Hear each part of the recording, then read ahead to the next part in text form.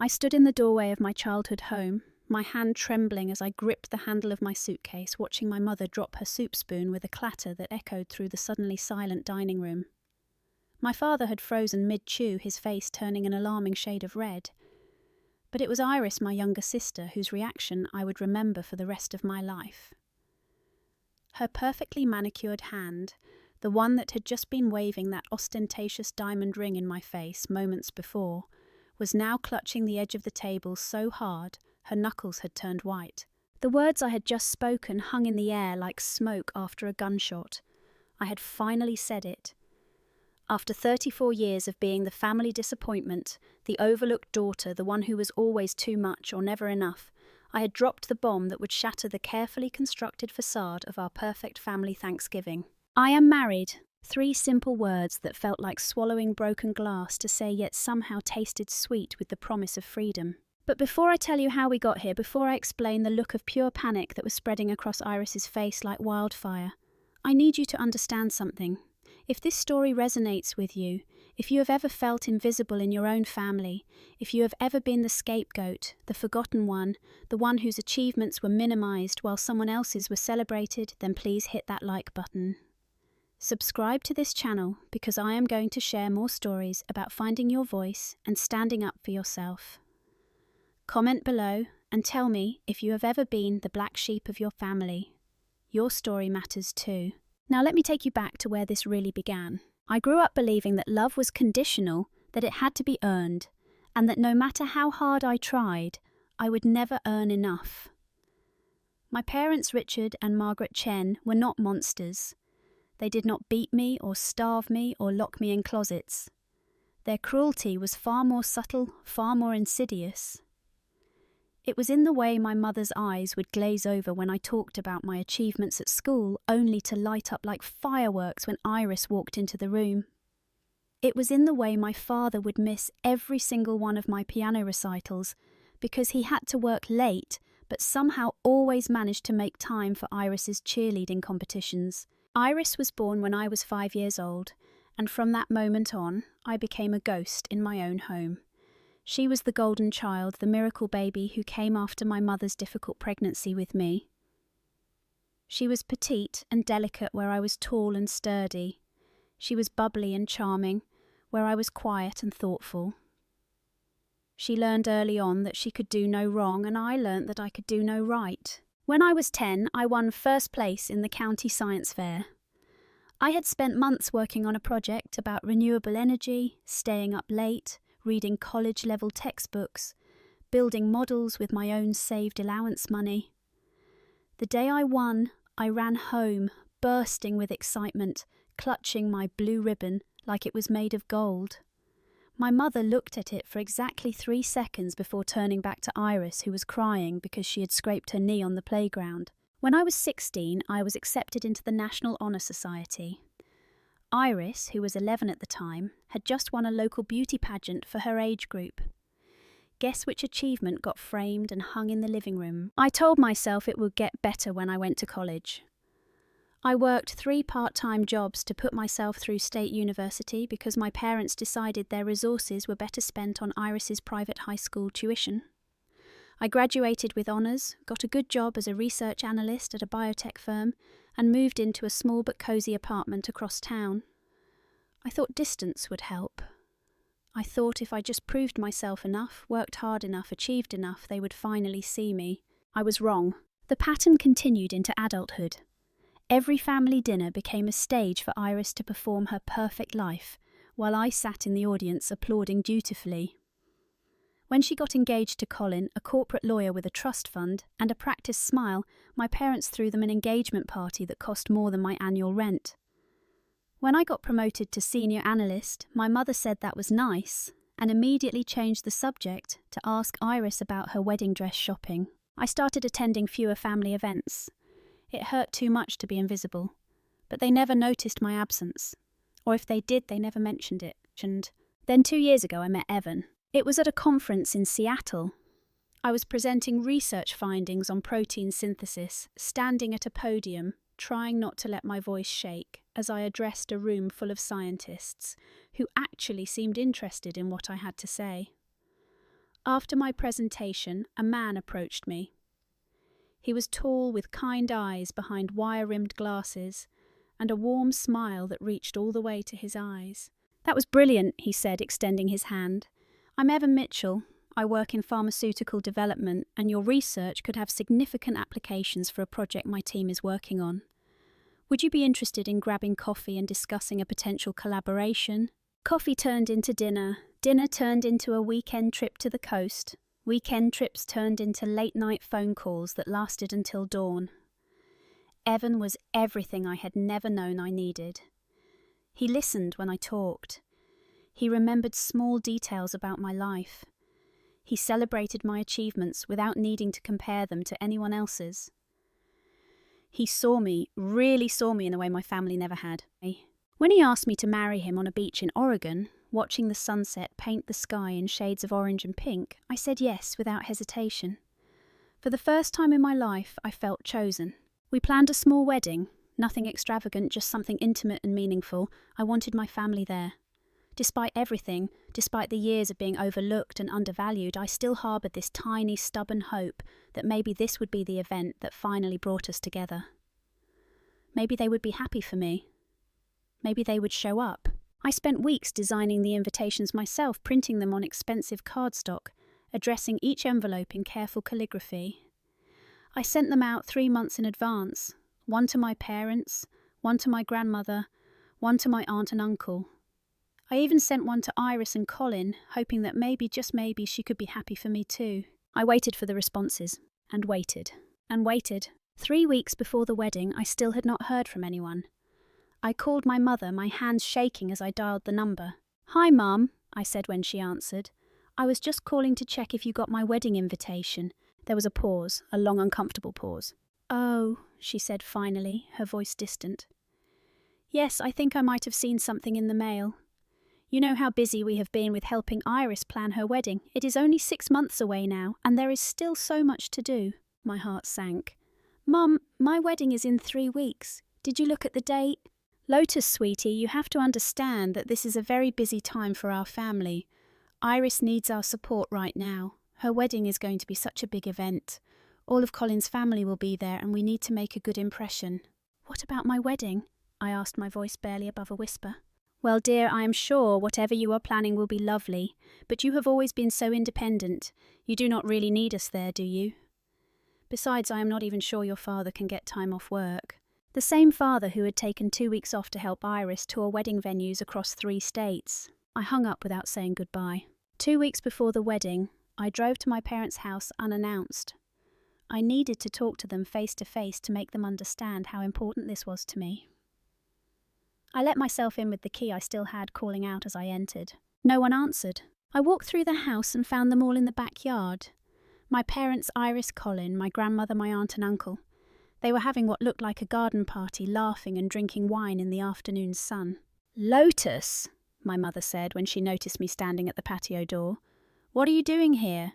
"I came to talk about my wedding," I said. "It is in 2 weeks, and I have not heard from any of you." Iris looked up from her phone, her expression one of mild annoyance, like I was a mosquito buzzing around her perfect afternoon. "We have been meaning to talk to you about that," my father said, not quite meeting my eyes. "The timing is just not great. We have a lot going on with Iris's wedding preparations." "Your wedding is in 6 months," I said, looking at Iris. "Mine is in 2 weeks." Iris shrugged, examining her nails. "Maybe you should have planned better. You know how busy we all are during the holidays. Really, Lotus, it was kind of selfish to schedule a wedding for December, when you know everyone has so many commitments." I felt something crack inside my chest. "Selfish I sent you invitations 3 months ago. I've been trying to talk to all of you about this for weeks." "Oh, those invitations," my mother said with a dismissive wave. "Yes, Iris showed them to us. They were very cute, dear. Very you. Simple." Simple. The word felt like a slap. "So none of you are coming?" I asked, looking around at each of their faces. My grandmother would not meet my eyes. My aunt busied herself with her wineglass. "It is not that we do not want to come," my father said in the placating tone he used when he was about to disappoint me. "It is just bad timing. Maybe we can all get together for dinner after the holidays to celebrate. After Iris's wedding, of course." I stood there for a moment, looking at these people who shared my blood but had never shared my joy. Then I turned and walked away. I did not cry until I got to my car. The wedding happened on a cold December Saturday. Evan's family came. His parents, his 2 sisters, his aunts and uncles and cousins. They filled the small venue with warmth and laughter and love. Evan's mother hugged me before the ceremony and told me I was beautiful, that she was so happy her son had found me. Evan's father walked me down the aisle, since mine could not be bothered to show up. It was one of the happiest days of my life, and one of the saddest. When I got home from our honeymoon in Costa Rica 3 weeks later, I found a box on my doorstep. It was from Iris. Inside was a card that said congratulations in generic printed letters and a set of clearance kitchen towels from a discount store. There was a note attached in Iris's handwriting. "Sorry we missed your little wedding. Hope these are useful. See you at Thanksgiving XOXO." I threw the entire box in the trash. After that, I pulled back. I stopped calling. I stopped showing up to family dinners. I stopped trying. Evan encouraged me to see a therapist, and I did. Dr. Sarah Chen, no relation, helped me understand that I had spent my entire life seeking approval from people who were never going to give it to me. She helped me understand that their inability to see my worth was not a reflection of my value, but a reflection of their own limitations. I started to heal, but then came the Thanksgiving invitation. It arrived in October, a formal card with gold embossed letters. My mother had called to follow up her voice sugary sweet in a way that immediately put me on guard. "We would really love for you to come this year, Lotus. It has been so long since we have all been together as a family. Your father and I have been talking, and we think it would be good for all of us to reconnect." I should have said no. Dr. Chen had even suggested that maybe I was not ready, that spending the holidays with Evan's family might be a healthier choice. But that small, stubborn part of me that still craved their acceptance whispered that maybe they had changed. Maybe they had realised how poorly they had treated me. Maybe this was their way of extending an olive branch. I told Evan I wanted to go. He was supportive as always, but concerned. "Are you sure?" he asked, taking my hand across the kitchen table. "After everything that happened with the wedding." "I need to see if they have changed," I said. "I need to know if there is any chance for us to have a real relationship, and if not, then at least I will know I tried one last time." What I did not tell Evan was that I had a plan. In the months since the wedding, I had done some investigating. I had reached out to the venue coordinator, to the invitation printer, to anyone who might have records or information. What I found changed everything. The invitations had been delivered, all of them. I had tracking numbers and delivery confirmations. Someone had signed for them at my parents' house. The signature was looped and elaborate, unmistakably, Iris's handwriting. I dug deeper. I called my grandmother, finally reaching her when I knew Iris would not be there. At first she was evasive, but eventually the truth came out. Iris had told everyone that I had decided to have a very small private ceremony and did not want family there. She had shown my mother and father a fake text message supposedly from me saying that I wanted to keep the wedding intimate and that I would be upset if they came. My grandmother had not believed it, she admitted quietly, but she had not wanted to cause trouble. She had not wanted to rock the boat. I also found something else. After doing some creative social media stalking and reaching out to mutual acquaintances, I discovered that Iris's perfect life was not quite as perfect as she pretended. Collins' law firm was under investigation for ethical violations. Iris had been passed over for a promotion she had been bragging about for months, and the new diamond ring she had been flashing around had been purchased with a credit card she had secretly opened in my father's name. Armed with this information, I made copies of everything. Printed emails, screenshots, delivery confirmations, bank statements I had obtained through a contact who worked at the same bank as my parents. I put it all in a folder and slipped it into my overnight bag. Evan knew I was bringing evidence. He did not know the full extent of what I had uncovered. "Are you sure you want to do this?" he asked the night before we left. "Once you open this door, you cannot close it again." "I have spent my whole life being quiet," I said. "I have spent 34 years making myself smaller so that Iris could shine brighter. I am done. If they want to have a family Thanksgiving, then we are going to have the truth at the table too." Evan kissed my forehead. "Then I am with you, all the way." We arrived at my parents' house on Thanksgiving Day, at exactly 4 in the afternoon, the time my mother had specified in her invitation. The house was decorated like a magazine spread with elaborate full wreaths on the doors and candles flickering in every window. I could hear laughter from inside as we walked up the path. I took a deep breath and opened the door. The scene inside was exactly what I expected.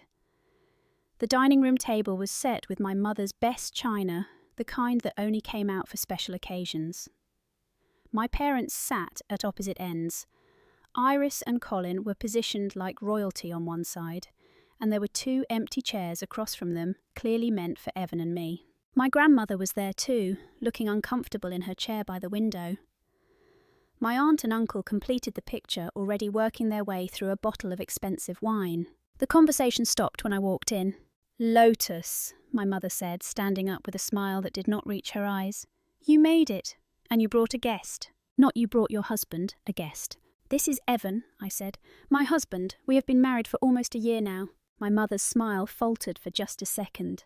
"Yes, of course. We were so sorry we could not make it to your wedding. Please sit down. Dinner is almost ready." Iris was staring at me with an expression I could not quite read. Was it triumph? Amusement? She was probably thrilled to see me in this position, walking into a room where everyone knew I did not belong. We sat down. The conversation resumed, but it was strained. My mother asked Evan polite questions about his work, but her attention kept drifting back to Iris, who was regaling the table with stories about her latest shopping trip and her plans for her upcoming wedding. "The venue is absolutely gorgeous," Iris was saying, her voice saccharine sweet. "It is this historic mansion with gardens that go on for acres. We are having a string quartet for the ceremony and a full orchestra for the reception. Colin's family has been so generous in helping us plan everything." "It sounds beautiful," my mother gushed. "I am so proud of you, sweetheart. You have always had such exquisite taste." I felt Evan's hand find mine under the table and squeeze gently. Dinner was served. Turkey stuffing, mashed potatoes, cranberry sauce, all the traditional dishes. We ate in relative silence for a few minutes before Iris decided to break it. "So, Lotus," she said, her voice dripping with false concern. "How have you been? We have barely heard from you this year. It is almost like you fell off the face of the earth after your little ceremony." Little ceremony. The words were designed to minimize, to diminish. "I have been good," I said evenly. "Evan and I have been settling into married life. His family has been wonderful. His mother taught me her famous pot roast recipe, and we spend every Sunday having dinner at his parents' house." I watched my mother's face tighten slightly. Did she realise what I was implying, that I had found a family that actually wanted me? "How nice," Iris said, examining her nails in a gesture I recognised as dismissive. It must be so convenient to have such low-maintenance in-laws. I mean, Colin's family is lovely, but they do have such high standards. Sometimes I feel exhausted just trying to keep up with all their social commitments and charity events. The implication was clear. Evan's family was common, middle class, not worth the effort. Evan stiffened beside me, but I squeezed his hand. "Not yet." "Speaking of weddings," Iris continued, and I knew what was coming before she even said it. "I have been meaning to show you all the ring Colin got me for our anniversary." She extended her hand across the table, letting the light catch on the massive diamond. It was ostentatious, vulgar even, but everyone oohed and ahed appropriately. Everyone except me. 3 carats, Iris said proudly. Colin said only the best for his wife. "It is beautiful," my mother breathed. "You are so lucky, sweetheart." "I am," Iris agreed. Then she turned to me, her smile sharp as a knife. "Oh, Lotus, I did not even think to ask. Did you get married with a ring? Or was that not in the budget for your intimate little ceremony?" Turn. I looked down at my left hand at the simple platinum band with its small but perfect diamond. Evan had saved for months to buy it. It was not 3 carats, but it was chosen with love and given with sincerity. "I have a ring," I said quietly. "How sweet," Iris said, her tone making it clear she thought it was anything but. Then she leaned back in her chair and delivered what she clearly thought was the killing blow. "You know I have been thinking about what you said when you first got here, about being married. It just occurred to me that we never got an invitation. Did we, everyone?" She looked around the table. My parents shifted uncomfortably. My grandmother looked down at her plate. "We did not get any invitation," Iris continued. Which is fine, of course. I understand wanting to keep things private, but it does seem a little odd to just show up a year later and announce that you are married. I mean, if it even happened. Did it happen, Lotus? Or is this another one of your little attempts to get attention? The table fell silent. Even Colin looked uncomfortable, shooting Iris a warning look that she completely ignored. This was it. This was the moment I had been waiting for. I set down my fork, carefully wiped my mouth with my napkin and looked directly at Iris. "Oh, it happened," I said, "and you know it happened, Iris, because you signed for the invitations." The colour drained from her face. "I do not know what you are talking about," she said, but her voice had lost its confidence. "Really?" I reached into my purse and pulled out my phone. "Because I have the delivery confirmation right here, December 15th of last year, signed for by Iris Chen at this address, 3 o'clock in the afternoon." I turned my phone around so everyone could see the screen. There it was, clear as day. The tracking information, the signature. "That proves nothing," Iris said, but she was starting to panic. I could see it in the way her hand trembled as she reached for her wine glass. "You are right," I said calmly. "By itself it does not prove much. But combined with the text messages you faked, the lies you told our parents about me wanting a private ceremony, and the statements from 3 different family members who said you specifically told them not to come to my wedding, it paints a pretty clear picture."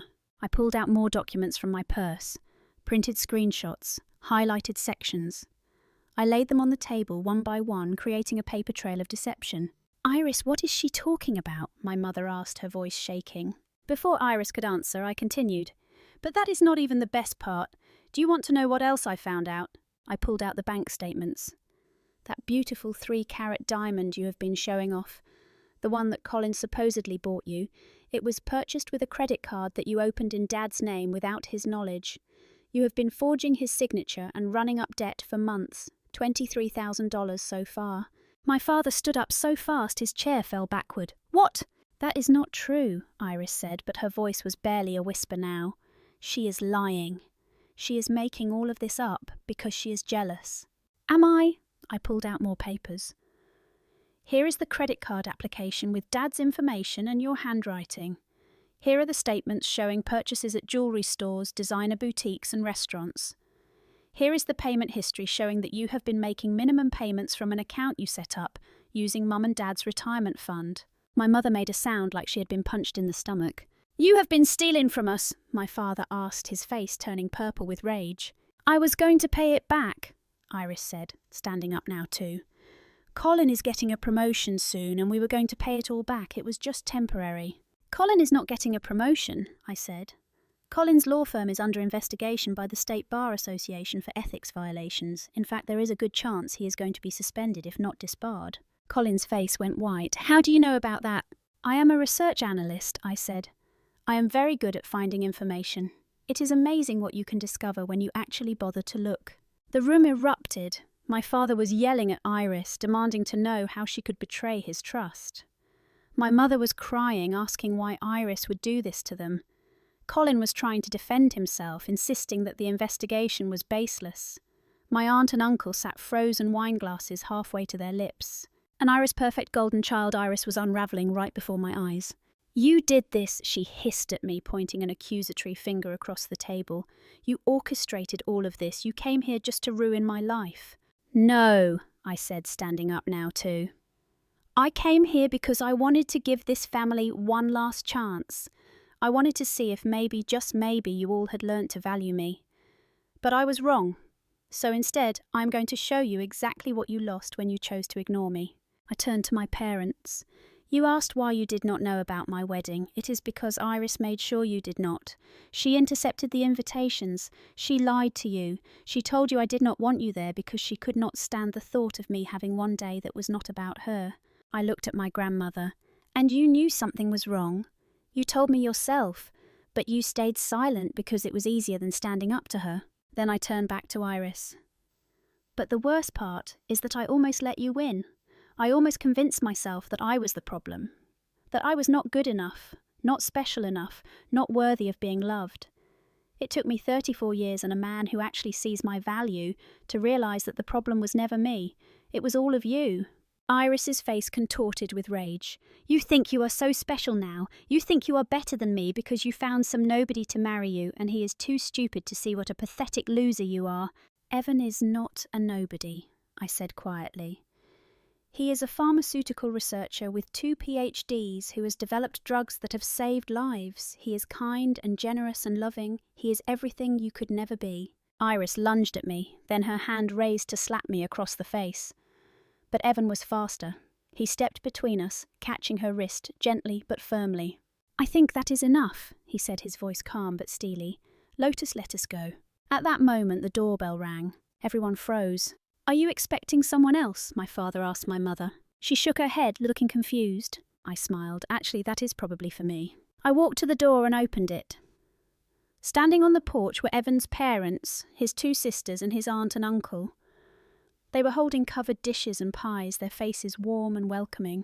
"We are not too late, are we?" Evan's mother Patricia asked. "You said 4:30, and traffic was terrible." "You are right on time," I said, stepping back to let them in.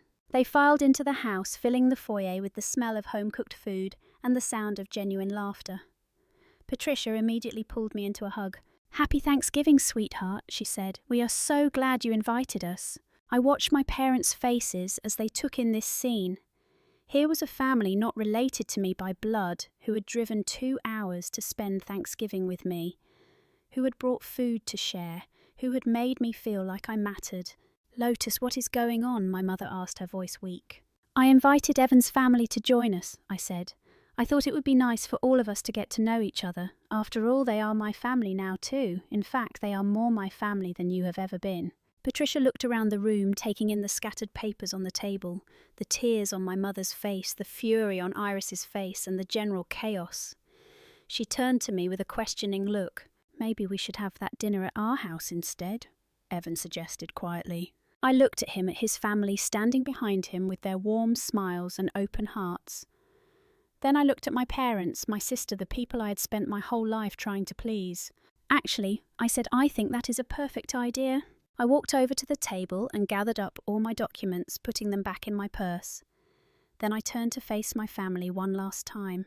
"For 34 years I have been trying to earn your love. I have worked hard, achieved great things, tried to be the daughter you wanted me to be. But nothing I did was ever good enough, because you had already decided that Iris was the only one who mattered. You missed my wedding because Iris told you not to come, and you did not even bother to verify her story. You have supported her financially and emotionally while leaving me to fend for myself. You have celebrated her accomplishments and ignored mine. And you know what I am done. I do not need your approval anymore. I do not need your validation. I do not need you at all." My mother started crying harder. "Lotus, please, we made mistakes, but we are still your family." "No," I said. "Family does not treat each other the way you have treated me. Family shows up. Family supports each other. Family celebrates your joys and comforts you in your sorrows. You have never been my family. You have just been people I happen to share DNA with." I looked at Iris, who was still standing there with tears of rage streaming down her face.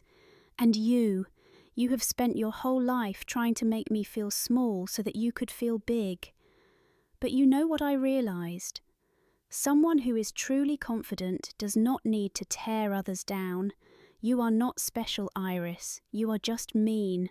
And that ring on your finger that you bought with Dad's stolen money, it does not make you better than me. It makes you a thief." I took Evan's hand and walked toward the door. His family parted to let us through, then followed us out. As I stepped over the threshold, I heard my father's voice. "Lotus, wait!" I paused but did not turn around. "I am sorry," he said. "Your mother and I, we made mistakes. We let Iris get away with too much. We did not see how much we were hurting you. Please give us a chance to make this right." I turned to look at him. For the first time in my life, I saw my father as he really was.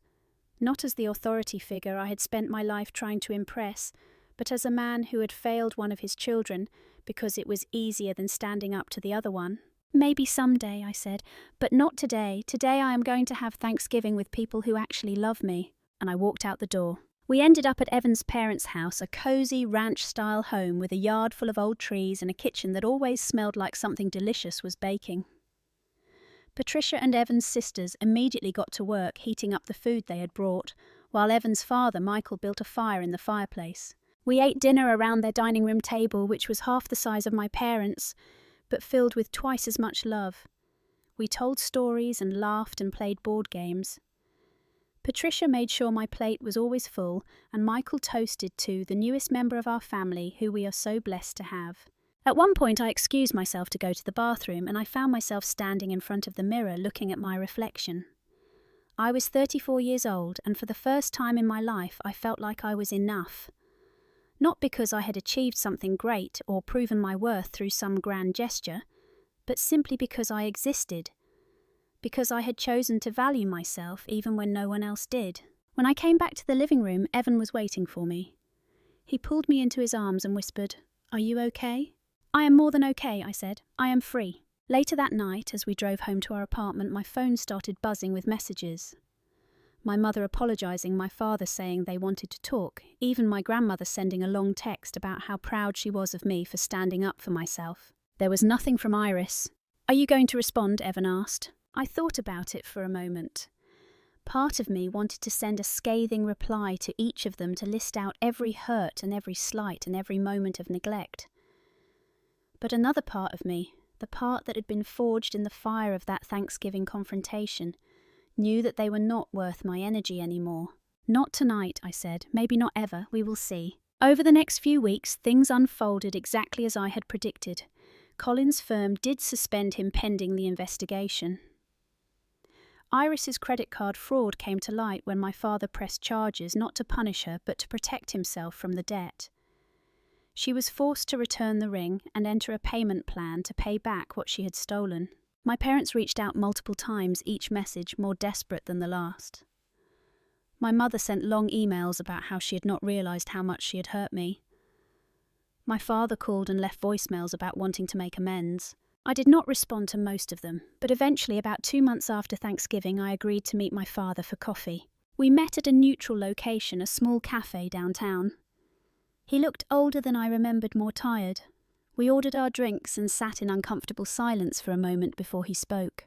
"I have been doing a lot of thinking since Thanksgiving," he said. "Your mother and I both have. We have realised that we failed you, Lotus. We let Iris manipulate us, but that is not an excuse. We should have seen what was happening. We should have protected you." "Yes," I said, "you should have." "I know we do not deserve your forgiveness," he continued, "but I want you to know that we are trying to do better. We have started going to family therapy. We have set boundaries with Iris. We have told her that unless she gets help for her behaviour, we cannot continue to support her the way we have been." "What about the money she stole?" I asked. "She is paying it back. We set up a payment plan. It will take her years, but she is working 2 jobs now to make it happen. Colin left her, by the way. Once the investigation started, he decided she was too much of a liability." I should have felt satisfaction at that, but instead I just felt empty.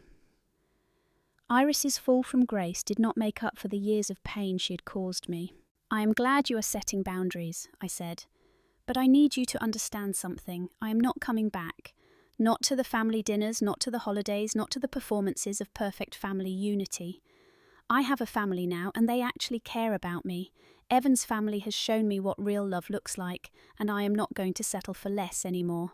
My father nodded, his eyes wet. "I understand. But maybe someday when you are ready we could try to build something new. Not the family we were, but something better, something honest." "Maybe," I said, "but it will be on my terms, not yours, and it will take time, a lot of time." "I will wait," he said, "however long it takes." We finished our coffee in relative quiet, and when we said goodbye, he hugged me. It was awkward and uncertain, but it was the first real hug he had given me in years. As I walked back to my car, I felt something shift inside me. Not forgiveness, not yet, but maybe the possibility of it somewhere down the road. For now, though, I had a life to live, a husband who loved me, a career I was passionate about, friends who valued me, and a newfound sense of self-worth that no one could ever take away again. 3 months later, Evan and I hosted our first Thanksgiving in our new house. We had saved up and bought a small place with a yard and a kitchen big enough for me to finally try all those recipes Patricia had been teaching me. We invited Evan's family, some friends from work, and even Dr. Chen, my therapist, who had become a friend over the years. As I looked around the table at all these people who had chosen to be in my life, who celebrated my existence rather than tolerating it, I felt a wave of gratitude so strong it brought tears to my eyes. Evan noticed and squeezed my hand under the table. "You okay?" he whispered. "I am perfect," I said. "For the first time in my life, I am exactly where I am supposed to be." And I meant it. Looking back now, I realised that the moment I stood up in my parents' dining room and exposed the truth was not just about revenge or vindication. It was about reclaiming my voice. It was about refusing to be invisible anymore. It was about choosing myself, even when it meant losing the people I had spent my whole life trying to please. I do not regret what I did. I do not regret the confrontation or the fallout or the way I walked away. Because sometimes the most loving thing you can do for yourself is to let go of people who do not know how to love you back. My father and I have a coffee together now once every few months. My mother sends emails that I sometimes respond to. We are building something new, something tentative and fragile, but at least it is honest. They have apologised, really apologised, and they are working on understanding how their actions affected me. Iris and I have not spoken since that Thanksgiving. I heard through my father that she eventually got therapy and started working on herself. I hope that is true. I do not wish her harm, but I also do not need her in my life anymore. The best revenge, I have learned, is not exposing someone's secrets or watching them fall. The best revenge is building a life so full of love and joy that you do not have time to think about the people who hurt you. So here is what I want you to take away from my story. If you are the scapegoat in your family, if you are the one who is overlooked and undervalued, if you are the one who keeps giving and giving while others keep taking, please know that you deserve better. You deserve to be celebrated. You deserve to be loved. You deserve to be seen. And if the people in your life cannot give you that, then it is okay to walk away. It is okay to choose yourself. It is okay to build a new family from the people who actually show up for you. You are not selfish for wanting to be valued. You are not wrong for expecting basic respect and love. You are not too much or not enough. You are exactly who you are supposed to be, and somewhere out there are people who will love you for it. So let me ask you this. Have you ever been the scapegoat in your family? Have you ever felt invisible while someone else got all the attention and love? What did you do about it? Are you still trying to earn their approval, or have you walked away? I want to hear your stories. Share them in the comments below. Let's support each other. Let's remind each other that we are not alone in this. And if this story resonated with you, if you found strength or hope or validation in my words, please hit that like button. Subscribe to this channel because I will be sharing more stories about standing up for yourself, setting boundaries, and building the life you deserve. Your story matters. Your voice matters. You matter. Thank you for listening to mine.